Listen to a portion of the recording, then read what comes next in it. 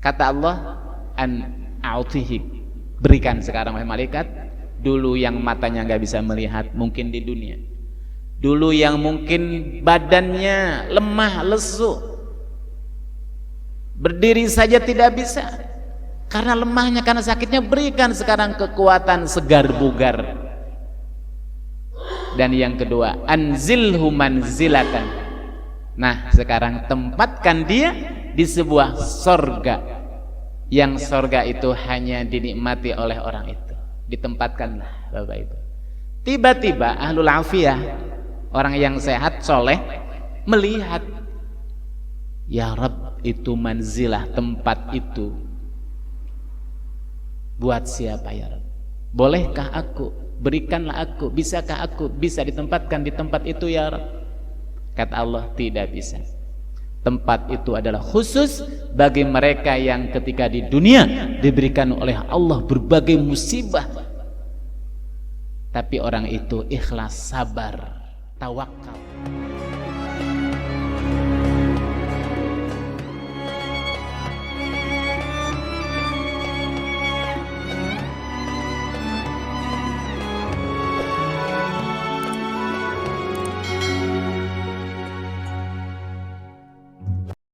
Bismillahirrahmanirrahim. Assalamualaikum warahmatullahi wabarakatuh.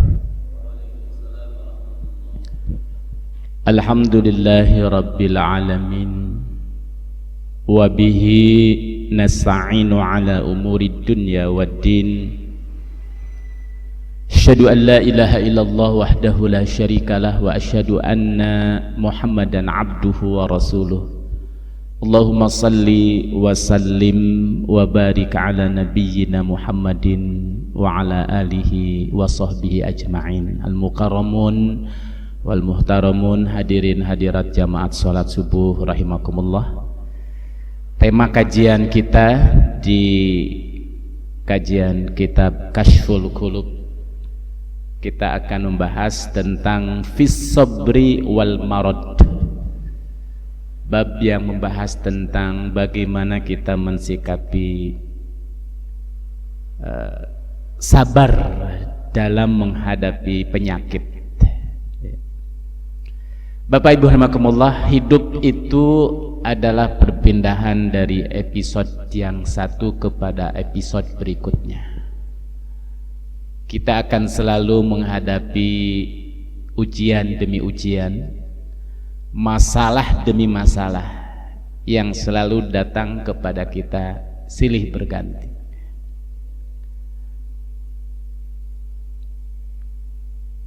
Orang berbaik adalah bukan orang yang tidak mendapatkan masalah.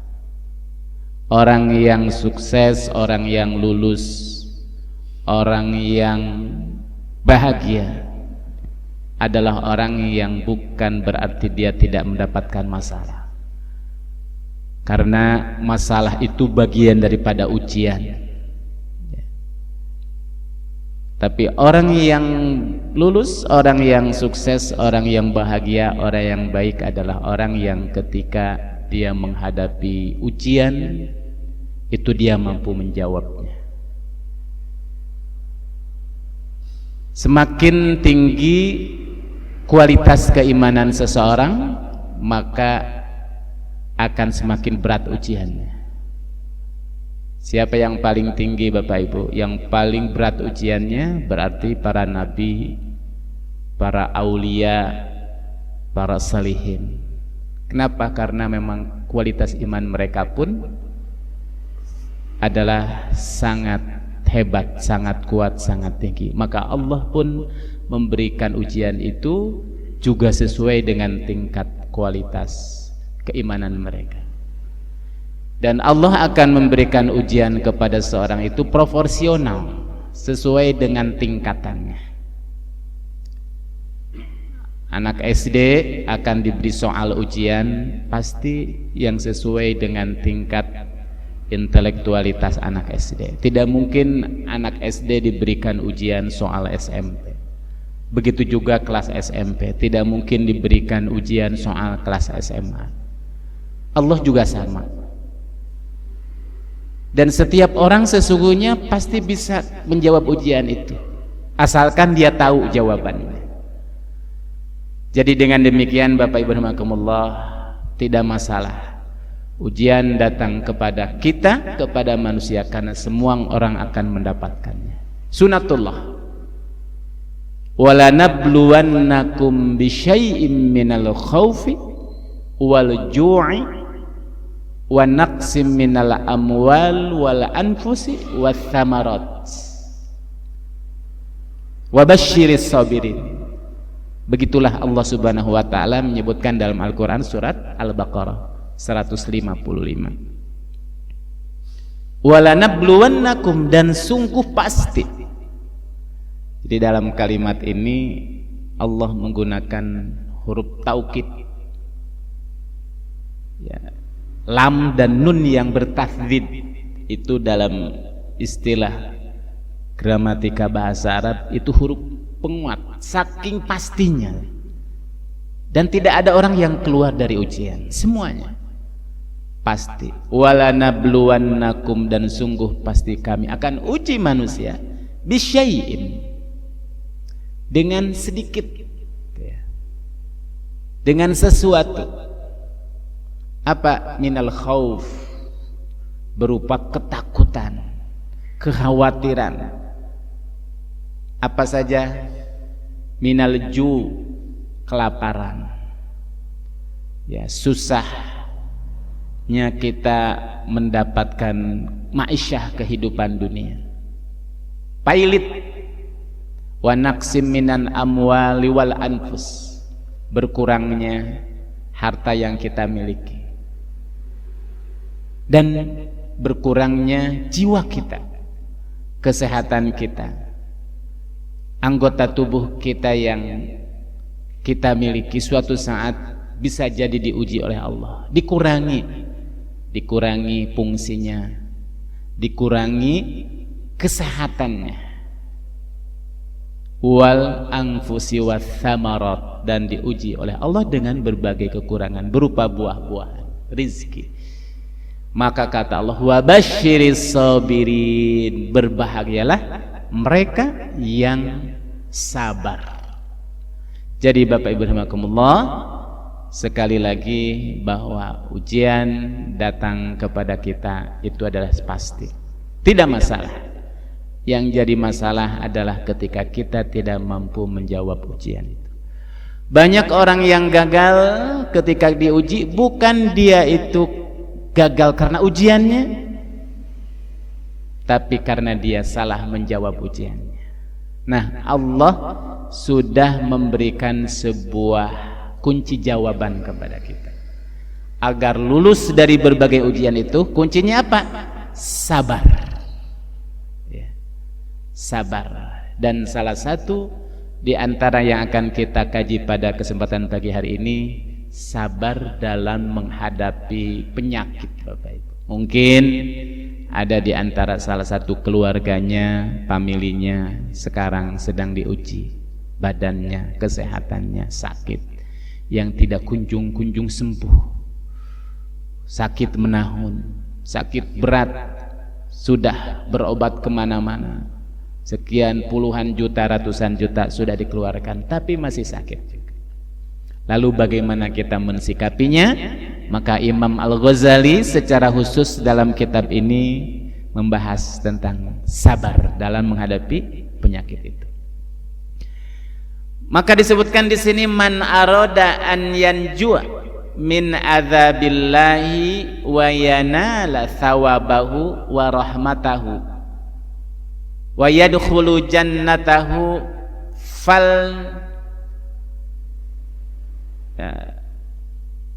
linhi nafsahu an syahwatid dunya falayinhi nafsahu min an syahwatid dunya. Barang siapa seorang yang ingin selamat, Bapak Ibu, dari azab Allah dan mendapatkan pahala ganjarannya serta rahmatnya, rahmat di bulan Ramadan yang sering disebutkan awaluhu rahmah Fase pertama Allah akan memberikan rahmatnya. Nah, rahmat itu butuh wasilah, sarana. Gimana cara mendapatkannya? Salah satunya apa? Sabar. Wa yadkhulu jannatahu, dan dia ingin mendapatkan kesempatan masuk surga. Falayinhi, maka lembutkanlah nafsahu, jiwanya, an syahwatid dunya, dari syahwat dunia. Bukan berarti tidak boleh mengejar dunia, Bapak Ibu. Bukan berarti tidak boleh cinta dunia. Karena kita juga memang dianjurkan oleh Allah Subhanahu wa taala untuk mencari dunia. Tapi yang tidak boleh adalah cinta dunia, mengejar dunia berlebih-lebihan sehingga melalaikan Allah Subhanahu wa taala. Wal yasbir an syadaidiha, dan bersabar di saat apa? Kita menghadapi beratnya beban ujian yang dijalani. Wa masaibiha, dan musibah-musibahnya. Kama qala Allah taala, sebagaimana Allah Subhanahu wa taala berfirman, wallahu yuhibbus sabirin. Allah sangat mencintai orang-orang yang sabar. Jadi Bapak Ibu rahimakumullah, Imam Al-Ghazali di dalam paragraf yang pertama ini memberikan arahan, barang siapa yang ingin kita selamat dari azab neraka jahanam dan mendapatkan pahala surga, rahmatnya, maka satu syaratnya apa? Lembutkan hati kita, jiwa kita dari syahwat dunia, dan bersabar di saat kita menghadapi berbagai kesulitan hidup, musibah-musibahnya yang menimpa kita. Was-sabru ala aujah, sabar itu ada beberapa macam, Bapak Ibu.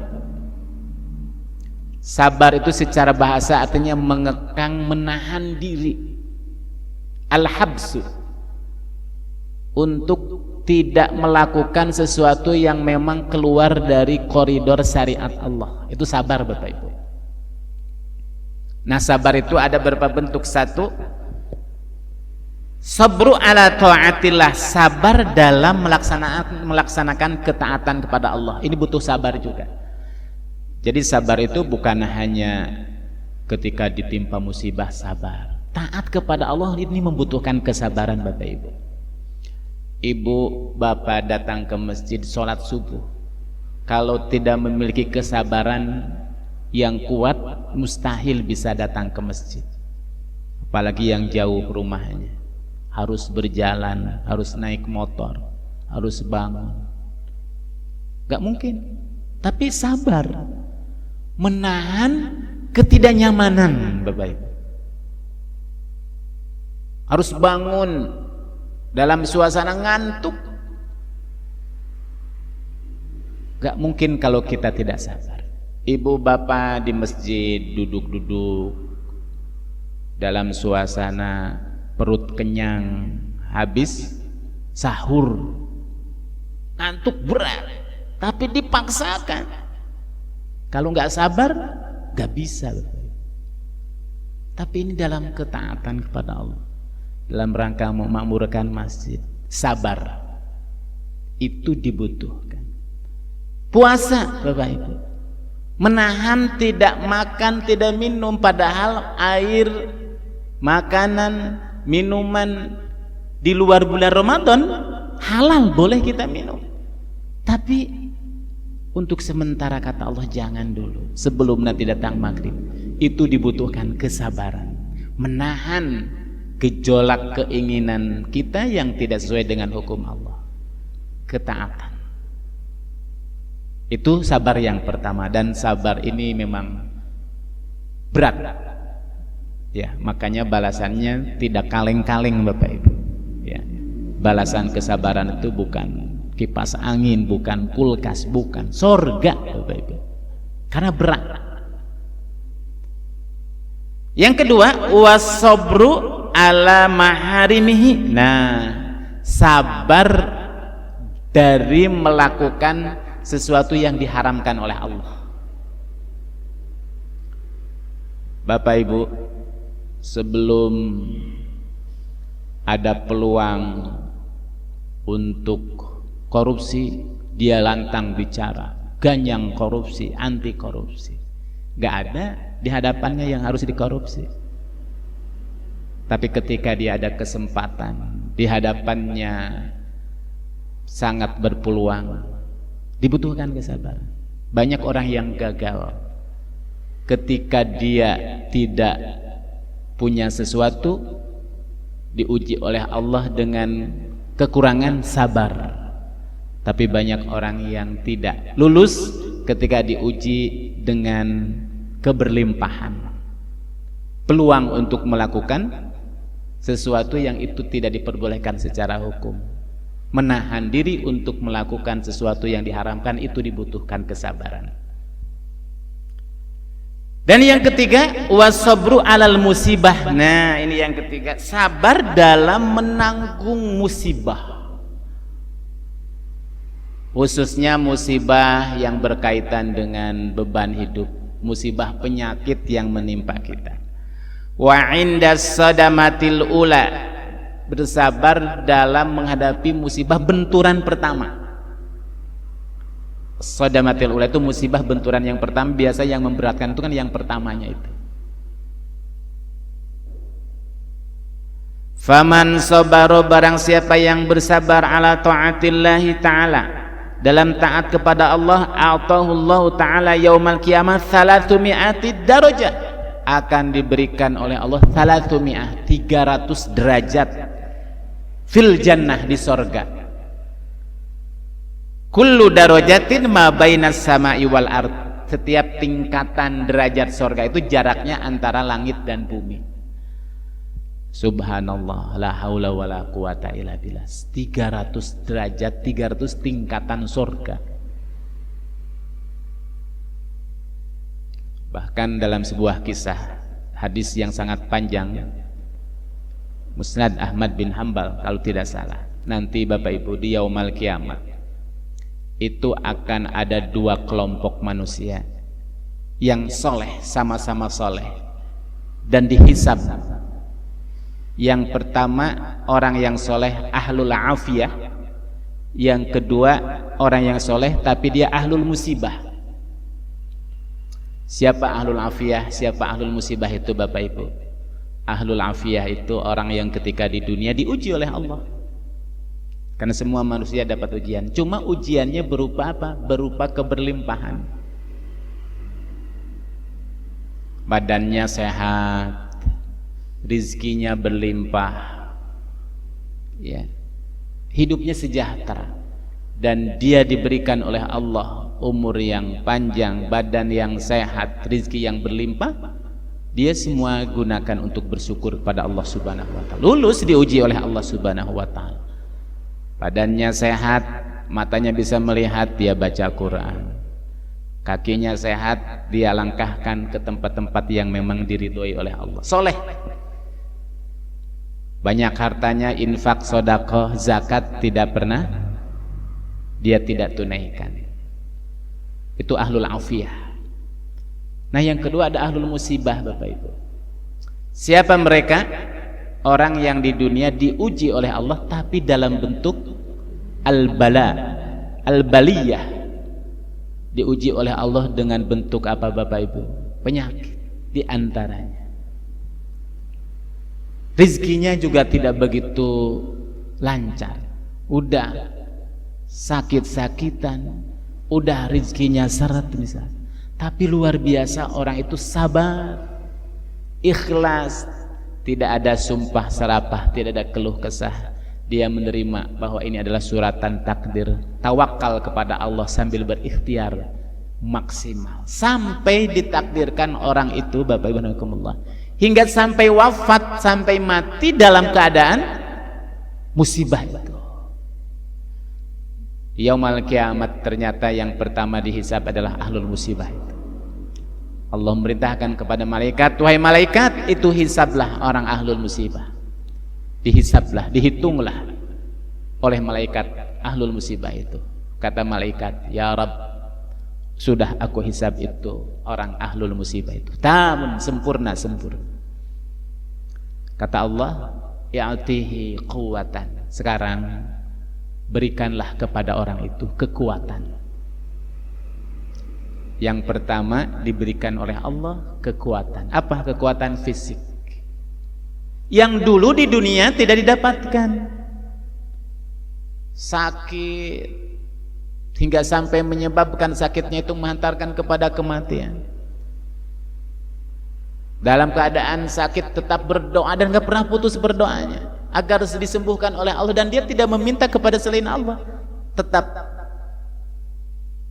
ya berharap hanya kepada Allah, berdoa kepada Allah, berusaha dengan berbagai cara berobat, tapi ternyata Allah gak sembuhkan di dunia itu. Tapi dia bersabar, ikhlas. Ya Rabb, seandainya ini memang takdirmu, aku ikhlas ya Rabb, asalkan engkau ridho kepadaku dengan penyakit ini. Mungkin ada baiknya, ini lebih baik bagiku mungkin daripada aku sehat.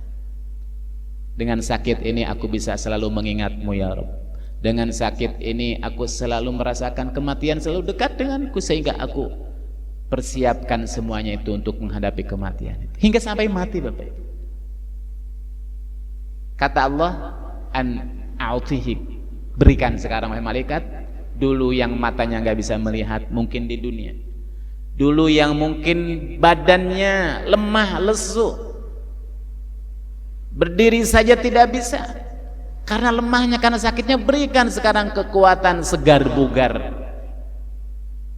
Dan yang kedua, anzilhu manzilatan. Nah, sekarang tempatkan dia di sebuah sorga, yang sorga itu hanya dinikmati oleh orang itu. Ditempatkanlah Bapak Ibu. Tiba-tiba ahlul afiyah, orang yang sehat soleh, melihat, ya Rabb, itu manzilah, tempat itu buat siapa ya Rabb? Bolehkah aku? Berikanlah aku, bisakah aku bisa ditempatkan di tempat itu ya Rabb? Kata Allah, tidak bisa. Tempat itu adalah khusus bagi mereka yang ketika di dunia diberikan oleh Allah berbagai musibah, tapi orang itu ikhlas, sabar, tawakal, berharap kepada Allah hingga sampai kematiannya datang, dia tetap mati dalam keadaan sabar itu. Tidak bisa. Kata orang ahlul afiyah itu, dia berkata, ya Rabb, boleh gak aku kembali ke dunia? Kembalikan aku ke dunia ya Rabb. Aku rela, aku ridho, aku ikhlas engkau cabik-cabik jasadku dengan penyakit apapun itu, aku akan ikhlas sabar. Kenapa? Karena aku ingin menempati manzilah, tempat yang ditempatkan oleh sahabatku itu. Bayangkan Bapak Ibu Naikatullah, seorang ahlul afiyah pingin kembali ke dunia, hanya ingin karena mendapatkan manzilah itu. Saya pingin nanya sama Bapak Ibu, kira-kira kita di dunia pingin masuk ahlul afiyah atau ahlul musibah Bapak Ibu? Ahlul afiyah kalau saya tetap ya, kaya raya, sehat, soleh, tapi nggak mendapatkan manzilah itu, tempat yang khusus diberikan oleh Allah bagi mereka yang ketika di dunia hidupnya sulit, hidupnya berat, tapi ikhlas dan sabar. Karena kita belum tentu juga siap, betul nggak Bapak Ibu? Belum tentu. Tapi ini adalah motivasi bagi kita, bagi Bapak Ibu, keluarga, siapapun yang punya famili sedang diuji oleh Allah Subhanahu Wa Taala. Jangan banyak mengeluh, sabar, tawakal kepada Allah Subhanahu Wa Taala, ikhlas. Asalkan Allah ridho kepada kita, dan itu lebih baik menurut Allah bagi kita daripada kita sehat. Buat apa badan kita sehat, umur kita panjang, kalau membuat kita lupa kepada Allah? Buat apa badan kita sehat, umur panjang, kalau membuat banyak maksiat kita lakukan? Lebih baik sakit-sakitan tapi kita menjadi orang taat dan masuk surga Bapak Ibu rahimakumullah. Maka kuncinya apa? Sabar. Kemudian Bapak Ibu rahimakumullah,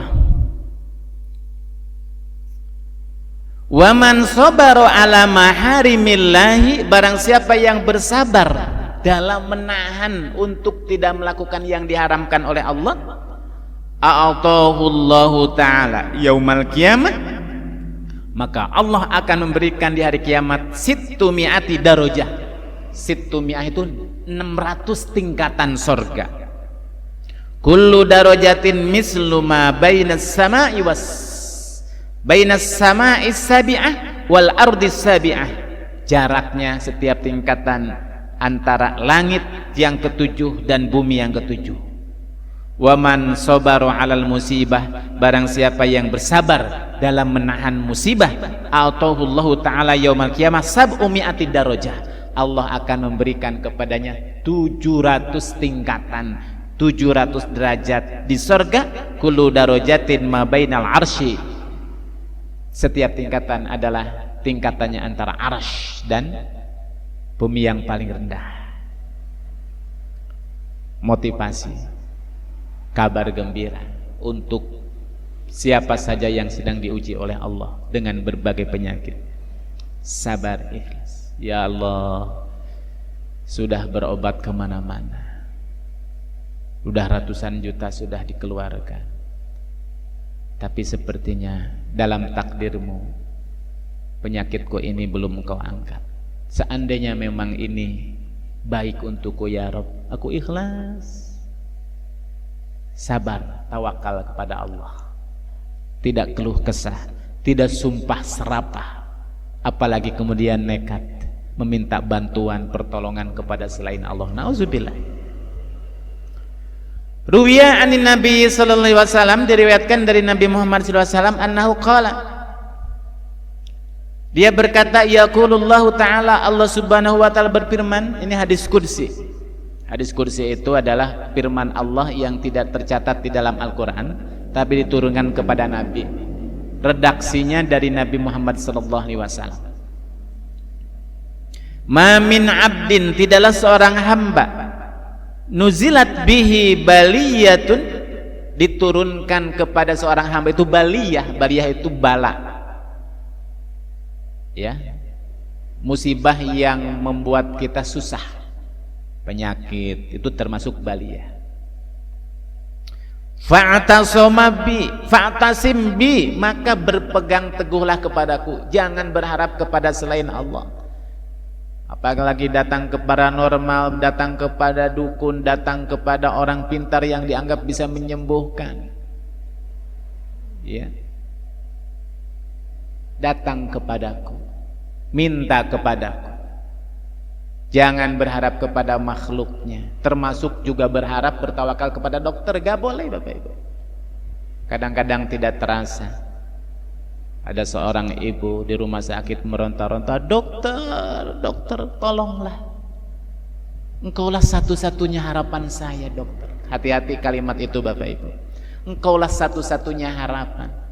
Kalau dokternya tahu dia ahli tauhid, dia berkata, wahai ibu sabar, ingat kalimatnya, istighfar, aku ini hanya makhluk, aku ini gak menyembuhkan, yang menyembuhkan Allah, aku ini hanya perantara, mintanya tawakalnya jangan kepadaku, kepada Allah dulu. Aku ini hanya sekedar syariat saja. Hati-hati Bapak Ibu. Makanya kalau kita berobat, jangan berkeyakinan bahwa yang menyembuhkan itu dokter. Jangan yang menyembuhkan adalah obat. Obat hanya sarana, yang menyembuhkan Allah. Sebagaimana yang diungkapkan oleh Nabi Ibrahim, fa idza maridtu fahuwa yashfin. Apabila aku sakit, yang menyembuhkan Allah. Maka kata Allah apa? Berpegang teguhlah. Fa'tasim bi, mintalah, berpeganglah kepadaku, barang siapa yang memintanya kepadaku, illa a'taituhu, maka aku akan memberikannya, qabla an yas'alani, sebelum dia meminta kepadaku. Asalkan benar-benar bertawakalnya kepada Allah subhanahu wa ta'ala. Wa ustujibat lahu qabla an yad'uni, dan aku akan kabulkan dia sebelum dia berdoa kepadaku. Wa ma min 'abdin, dan tidaklah ada seorang hamba, nuzilat bihi baliyah, ya kemudian dia diberikan oleh Allah musibah, penyakit, fa'tasama bi makhlukin, kemudian dia berpegang kepada makhluk, bertawakalnya kepada makhluk, berharapnya kepada makhluk, duni, bukan kepadaku, illa ugliqat abwabus samai alaih, maka aku akan kunci pintu langit untuknya. Bapak Ibu rahimakumullah. Ini ada sebuah kisah Bapak Ibu rahimakumullah. Seorang sufi sakit, kebetulan sakitnya sakit gigi. Ketika sakit dia sadar, ya Allah, rupanya ini adalah ujian. Dia sadar kalau dia sakit berarti dia harus ingat Allah Subhanahu wa ta'ala, karena tidak ada semua yang terjadi di dunia ini tanpa izin dari Allah Subhanahu wa ta'ala. Ma asaba min musibatin fil ardi wala fi anfusikum illa fi kitabim min qabli an nabra'aha. Tidaklah ada musibah yang terjadi di dunia ini kecuali semuanya sudah dicatat oleh Allah dalam takdirmu sebelum terjadi. Sadar akan semuanya itu, akhirnya seorang sufi yang ketika dia sadar, tentu dia akan mendatangi Allah, meminta kepada Allah, berdoa kepada Allah. Allah yang punya penyakit, Allah juga yang punya obat. Allah lah yang menyembuhkan. Dia minta kepada Allah, ya Allah, ya Rahman, ya Rahim, Engkau lah yang punya penyakit, Engkau lah yang menyembuhkan, Engkau lah yang punya obat. Aku minta kepadamu ya Rabb, berikanlah petunjuk kepadaku syariat yang akan menghantarkan penyakit sakit gigi ini sembuh. Berdoa kepada Allah. Dia tidur. Ketika tidur Bapak Ibu bermimpi. Di dalam mimpinya itulah Allah mengilhamkan kepada orang itu, wahai sufi, kalau seandainya engkau ingin sembuh dari sakitmu, nanti engkau bangun, kau akan mendapatkan sebuah pohon. Ketika engkau mendapatkan sebuah pohon di depan rumahmu, ambil pucuk daun pohon itu, lalu masukkanlah pucuknya itu ke dalam gigimu yang berlubang itu. Pas bangun tidur terperanjat, ingat mimpi itu. Oh, ini mungkin ilham dari Allah, ini mungkin pemberitahuan dari Allah. Aku minta kepadanya, Allah kabulkan, Allah berikan obat itu. Dicarilah pohon itu dan didapatkannya lah. Diambillah pucuk daun itu, diambillah, kemudian dia mengucapkan Bismillahirrahmanirrahim. Allahumma shfi anta syafi la shifaan illa anta shifaan la yughadiru saqam. Engkaulah yang menyembuhkan, tidak ada obat kecuali obat milikmu, obat yang akan bisa menyembuhkan dari berbagai penyakit. Bismillahirrahmanirrahim. Sembuh Bapak Ibu dengan izin Allah Subhanahu wa ta'ala. 1 bulan, 2 bulan, 3 bulan, 4 bulan, sakit lagi. Ketika sakit gigi yang kedua kalinya, dalam benaknya langsung teringat apa? Pucuk daun yang ada di depan rumahnya.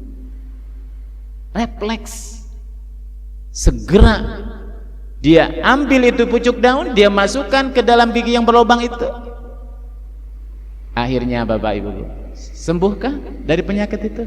Ternyata yang kedua kalinya nggak sembuh. Apa bedanya? Ada perbedaan tujuan, beda keyakinan. Kalau keyakinan yang pertama yang menyembuhkan itu adalah Allah semata, daun hanyalah sekedar syariat, Allah yang menyembuhkan, maka dia berharapnya kepada Allah, bertawakalnya kepada Allah. Tapi yang kedua, dalam benaknya tersirat bahwa yang menyembuhkan adalah daun itu, gara-gara daun itu sembuh. Maka beda, yang pertama tawakal kepada Allah, yang kedua tawakalnya, berharapnya, yakinnya yang menyembuhkan adalah gara-gara daun itu. Maka Allah buktikan yang satu sembuh, yang kedua yang tidak sembuh, karena sudah salah dalam niat, salah dalam orientasi, salah dalam tujuan, dan salah dalam keyakinan. Maka bertawakallah kepada Allah Subhanahu wa ta'ala. Wa 'alallahi falyatawakkalul mu'minun. Kepada Allah lah kita bertawakal. Fa'tasim, berpegang teguhlah kepada Allah, kata Allah. Fayajibu 'alal 'akil, maka selayaknya wajibnya seharusnya bagi orang yang berakal an yasbira lil bala, untuk kita bersabar ketika kita diberikan oleh Allah al bala, ujian. Wala yashku, tidak boleh mengeluh. Ya, nah ujian orang yang sakit kan banyak mengeluh. Kita sering melihat, jangankan yang sakitnya, yang nungguin orang sakit berbulan-bulan harus menghadapi ngurus orang sakit, kadang-kadang ngeluh. Kenapa ini? Gak sembuh-sembuh, gak mati-mati lagi kan gitu kan. Capek, dibutuhkan kesabaran Bapak Ibu. Keluar kalimat sumpah-sumpah serapah. Barang siapa yang dia itu diuji oleh Allah dengan penyakit, dia wajib sabar. Wala yasku, tidak mengeluh. Fayanju min azabid dunya, maka dia akan selamat dari azab dunia wal akhirah, dan azab akhirah. Li'anna asyaddal bala alal anbiya wal auliya, karena bala yang paling berat adalah ujian bala yang diberikan oleh Allah kepada para nabi dan para wali. Penyakit yang ditimpakan oleh Allah kepada siapa Bapak Ibu? Nabi Ayub, kulitnya membusuk sampai tetangga masyarakat tidak ada yang mau mendekatinya karena baunya penyakit kulit yang dialami oleh Nabi Ayub itu. Tapi Nabi Ayub sabar hingga kemudian Allah berikan kesembuhan. Qala Al-Junaid Al-Baghdadi, berkata Imam Junaid Al-Baghdadi rahimahullahu, al-bala sirajul arifin, ujian penyakit apapun itu adalah sirajul arifin. Siraj itu lampunya, penerangnya orang-orang arif, orang-orang yang bermakrifah kepada Allah. Wa yaqdatul muridin, dan bangkitnya orang-orang seorang murid. Wassalahul mu'minin, dan kebaikan orang-orang mukmin. Wa halakul ghafilin, dan kehancuran bagi orang-orang yang lalai, yang ghaflah kepada Allah. La yajidu ahadun halawatal iman hatta ya'tiyahul bala, orang tidak akan merasakan manisnya keimanan hingga sampai apabila datang kepadanya al-bala, ujian itu. Wa yardo, dan dia ridho. Wa yasbiru, dia sabar. Qala sallallahu alaihi wasallam berkata, man maridho lailatan, barang siapa yang suatu saat seorang sakit dalam satu malam, fasobaro, tapi dia sabar, warodia, dan ridho alnillah, dari Allah subhanahu wa ta'ala, kharaja, dia akan keluar min dunubihi, apa dosa-dosanya, kayaumin waladathu ummuh, bagaikan bayi yang baru dilahirkan. Fa idza maridtum fala tatamannaul afiyah, oleh karena itulah kalau seandainya kalian sakit, jangan minta kepada Allah untuk sembuh. Siapa ini? Ini kata Imam Al-Junaid ketika tahu apa pahala sabar dalam menanggung berat beban penyakit. Makanya sebagian para ulama, sebagian kecil orang yang sedang dalam keadaan sakit itu lebih baik gak usah berobat, gak usah minta sembuh Bapak Ibu. Ada yang memakruhkan berobat itu. Kenapa? Sabar, ikhlas, nerima, Allah akan berikan balasan sorga bagi mereka di yaumul kiamat. Ada seorang wanita datang kepada Nabi, mengeluh, minta kepada Nabi agar dia berdoa disembuhkan dari penyakit yang selama ini dialami oleh wanita itu. Kebetulan si wanita itu penyakitnya apa? Penyakit ayan Bapak Ibu, epilepsi. Dia datang, Rasul, tolong dong doakan supaya Allah menyembuhkan penyakit saya Rasulullah. Kata Rasulullah, kenapa? Sakit apa yang kau alami? Aku ini mengidap penyakit epilepsi, penyakit ayan. Kalau penyakitku itu datang Rasul, aku gak sadarkan diri,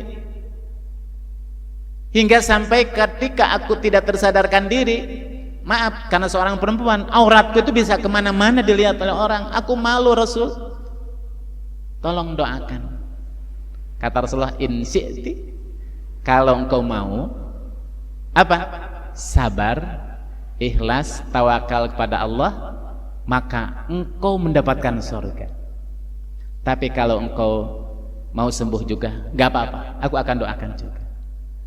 Kata si wanita itu, kalau begitu Rasulullah usahlah, nggak apa-apa Rasulullah, aku nggak sembuh juga nggak apa-apa, aku ingin surga ya Rasulullah, tapi yang aku minta cukup satu saja, nanti kalau seandainya aku kambuh, satu, jangan sampai auratku terbuka kemana-mana saja, biarkan aku sakit, biarkan penyakit epilepsi itu nggak hilang dariku ya Rasulullah. Apa? Aku ingin surga ya Rasulullah. Dia milih nggak sembuh, Bapak Ibu rahimahumullah. Kalau orang sudah merasakan nikmatnya apa? Halawatul iman, dia memilih untuk mendapatkan balasan dari Allah berupa surga. Aku ikhlas ya Rasul, aku sabar ya Rasulullah. Maka Imam Al-Junaid berkata, kalau seandainya kalian sakit, apa? Fala tatamannaul afiyah, engkau jangan minta sembuh. Makanya kalau para sufi ketika dia diuji oleh Allah penyakit itu kalimatnya bukan keluh kesah, sumpah serapah, bukan apa? Alhamdulillah, memuji. Imam Al-Ghazali juga sama, ketika diuji dengan berbagai penyakitnya, dengan sakitnya, alhamdulillah, segala puji milikmu ya Rabb. Jadi dianggap penyakit adalah sebuah kenikmatan bagi orang yang sudah merasakan ma'rifatullah. Makanya sirajul arifin, lampu penerangnya bagi orang-orang yang sudah bermakrifah kepada Allah. Demikian kata Imam Al-Junaid. Wa jaa fil khabar anin Nabi sallallahu alaihi wasallam, dan disebutkan dalam sebuah khabar dari Nabi sallallahu alaihi wasallam, idza maridul abdu, apabila seorang hamba sakit, ba'asallahu ilaihi malakain, Allah mengirimkan kepadanya 2 malaikat. Faqala unzura, wahai 2 malaikat, coba lihat tuh, ma yaqulu abdi, apa yang diucapkan oleh hambaku ini. Fa in huwa qala alhamdulillah, seandainya dia berkata alhamdulillah, segala puji bagimu ya Rabb, rufi'a dzalika ilallah, diangkatlah itu semua kepada Allah, wa huwa a'lam, dan Allah lebih mengetahui. Fayaqulu li 'abdi alayya, untuk hambaku itu urusanku. In ana tawafaituhu, jika seandainya aku matikan dia, aku wafatkan dia, an udkhilahul jannah, aku akan masukkan ke dalam surganya. Wa in ana safaituhu, dan jika seandainya aku sembuhkan dia, an ubdilahu lahman khairan min lahmihi, aku akan ganti daging dia dengan daging yang lebih baik. Wadaman khairan, dan aku akan ganti darahnya dengan darah yang lebih baik. Min damihi, dari darah sebelumnya. Wa an ukaffiru anhu sayyi'atahu, dan aku akan hapuskan kesalahan-kesalahannya. Jadi kalau kita ditimpa penyakit, apa kalimatnya? Alhamdulillah, memuji Allah subhanahu wa ta'ala. Sebaliknya, kalau kita diberikan kenikmatan, diberikan kedudukan, diberikan jabatan, bukan alhamdulillah, apa? Inna lillahi wa inna ilaihi rajiun. Musibah itu. Begitulah Bapak Ibu rahimakumullah, ya, perkataan para sufi, para arifin. Bersabar, ikhlas, tawakal kepada Allah, asalkan itu baik menurutmu ya Rabb, aku ikhlas seandainya penyakit ini sampai membuat dan menghantarkan aku kematian sekalipun, asalkan engkau ridha dan ini baik menurutmu, aku ikhlas. Begitulah Bapak Ibu rahimakumullah, sabar dalam menghadapi ujian dan bala serta balasannya. Bapak Ibu rahimakumullah, masih ada beberapa paragraf yang nanti akan kita sambung lagi terkait dengan bagaimana kita mensikapi sabar dalam menghadapi ujian ini, karena waktu kita juga yang membatasi kita. Sementara demikian kajian kita di pagi hari ini, mudah-mudahan menginspirasi kita, mudah-mudahan bermanfaat bagi kita. Wallahul muwaffiq ila aqwamit thoriq. Wassalamualaikum warahmatullahi wabarakatuh.